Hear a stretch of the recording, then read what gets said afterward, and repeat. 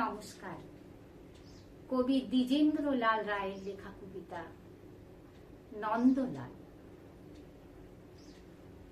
নন্দলাল তো একদা একটা করিল ভীষণ পণ, স্বদেশের তরে যা করেই হোক রাখিবেই সে জীবন। সকলে বলিল, আহা হা, করো কি নন্দলাল। নন্দ বলিল, বসিয়া বসিয়া রহিব কি চিরকাল।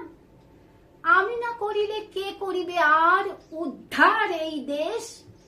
তখন সকলে বলিল, বাহবা বাহবা বাহবা, বেশ। নন্দর ভাই কলেরায় মরে, তাহারে দেখিবে কেবা। সকলে বলিল, যাও না নন্দ, করো না ভাইয়ের সেবা। নন্দ বলিল, ভাইয়ের জন্য জীবনটা যদি দিই, না হয় দিলাম, কিন্তু অভাগা দেশের হইবে কি। বাঁচাটা আমার অতি দরকার, ভেবে দেখি চারিদিক। তখন সকলে বলিল, হাঁ হাঁ হাঁ, তা বটে ঠিক।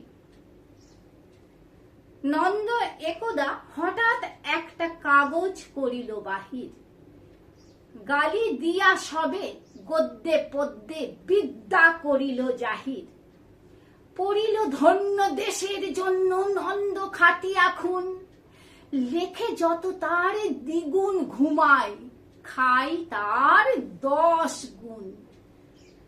খাইতে ধরিল লুচি ও ছোকা ও সন্দেশ থাল থাল। তখন সকলে বলিল, বাহবা বাহবা নন্দলাল। নন্দ একদা কাগজেতে এক সাহেবকে দেয় গালি।